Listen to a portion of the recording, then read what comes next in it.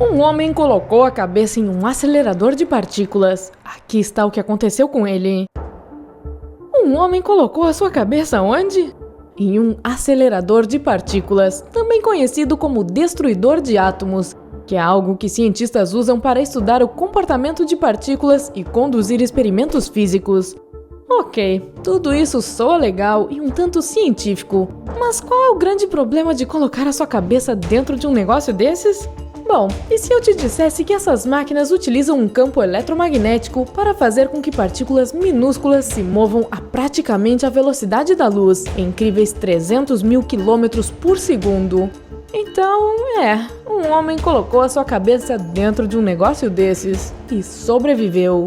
Você está pronto para ouvir tudo sobre essa aventura? Então fique ligado! Antes de começarmos a história, não se esqueça de que temos todos os tipos de vídeos informativos sobre inúmeros assuntos interessantes aqui no Lado Incrível da Vida. Primeiro de tudo, não é o suficiente apenas falar para você se esse homem perdeu a cabeça ou não. Você precisa saber mais sobre essas máquinas incríveis. Como o nome sugere, os aceleradores de partícula fazem exatamente isso. Eles aceleram partículas.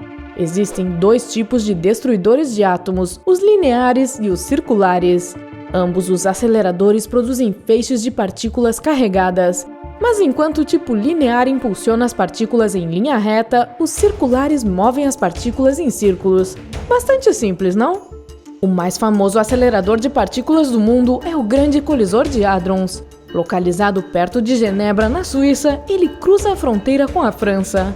Falaremos um pouco mais sobre esse tubo gigante daqui a pouco. Quanto ao primeiro destruidor de átomos, ele era um tanto mais modesto. Foi inventado em 1929 pelo físico Ernest Lawrence, que tinha apenas 27 anos na época. Conhecido como um ciclotron, não era um transformer, apenas o primeiro acelerador de partículas circular do mundo. Foi criado na Universidade da Califórnia, em Berkeley. Tinha um diâmetro de menos de 13 centímetros, o que é microscópico quando comparado com os 27,4 quilômetros de largura do Grande Colisor de Hadrons. Pense no avanço que já fizemos! Atualmente, existem mais de 30 mil destruidores de átomos em todo o mundo, e eles são simplesmente insubstituíveis quando se trata de estudos da física de partículas. Mas essa não é a única coisa boa deles. Aceleradores lineares são usados no campo da medicina para diagnosticar e tratar o câncer. Na verdade, isso é basicamente o que são os raios-x. Sem mencionar que, com a ajuda dos aceleradores de partículas, os pesquisadores podem modificar diferentes materiais para criar, por exemplo, embalagens a vácuo, ou até mesmo fraldas melhores. Coisas bastante úteis, não é?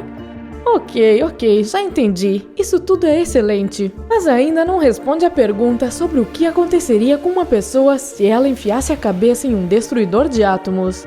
Bem, não tem e se nessa história. Um homem realmente fez isso e sobreviveu.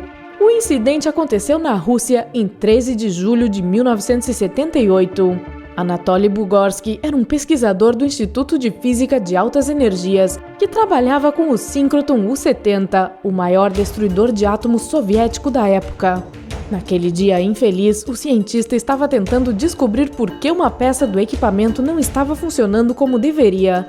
Enquanto se inclinava sobre a máquina, o mecanismo de segurança falhou, claro, no pior momento possível. A cabeça do cientista estava no meio do caminho de um poderoso feixe de prótons se movendo à velocidade da luz. Bugorsky mencionou mais tarde que não sentiu nenhuma dor, mas viu uma luz, nas suas palavras, mais brilhante do que 1000 sóis. O raio de prótons entrou na parte de trás de sua cabeça e saiu pelo nariz. Em poucos minutos, o lado esquerdo do rosto do cientista inchou como um balão, e ele foi imediatamente levado para o hospital. Os médicos sabiam que o feixe havia entrado não apenas através de seus ossos, mas também através de seu tecido cerebral. Bugorsky recebeu uma dose tão grande de radiação que os médicos não acreditavam que ele sobreviveria aos próximos dias. Veja só, a radiação ionizante de um feixe de prótons é medida em energia Gray. Apenas um pouco mais de 5 Grays absorvidos pelo corpo humano significam morte certa dentro de 2 semanas. Quanto a Bugorsky, ele absorveu cerca de 2.000 Grays quando o raio entrou em seu crânio. Quando saiu do outro lado, o raio já tinha alcançado 3.000 Grays. então as chances eram pequenas. Mas ao mesmo tempo, ninguém jamais tinha entrado em contato com uma radiação que viajava à velocidade da luz até então. É por isso que os médicos não podiam prever as consequências dessa situação. Eles apenas podiam esperar e observar o paciente e qualquer mudança em sua condição.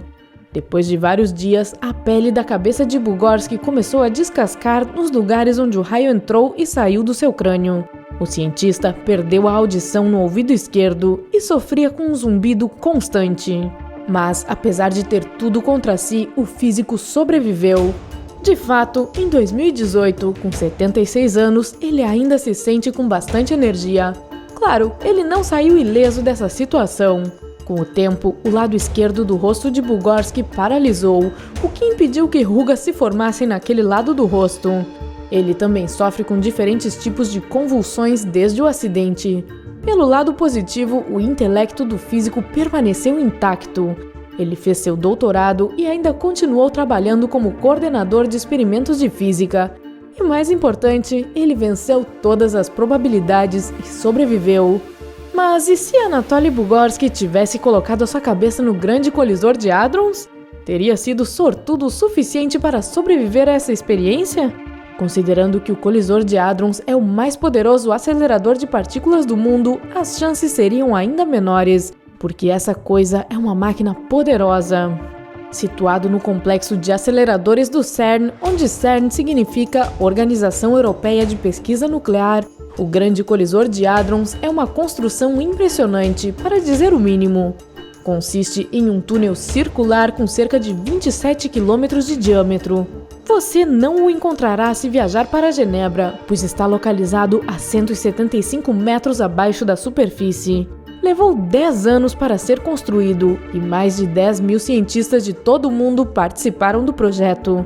Acredite se quiser, durante a escavação e a construção, as duas extremidades do enorme túnel se juntaram dentro de 1 centímetro.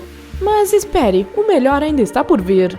O grande colisor de hadrons é formado por mais de 9.600 ímãs superpoderosos. Na verdade, eles são 100 mil vezes mais fortes que a força gravitacional do nosso planeta. Isso faz com que os prótons se movam em torno de sua pista circular a uma velocidade realmente incrível.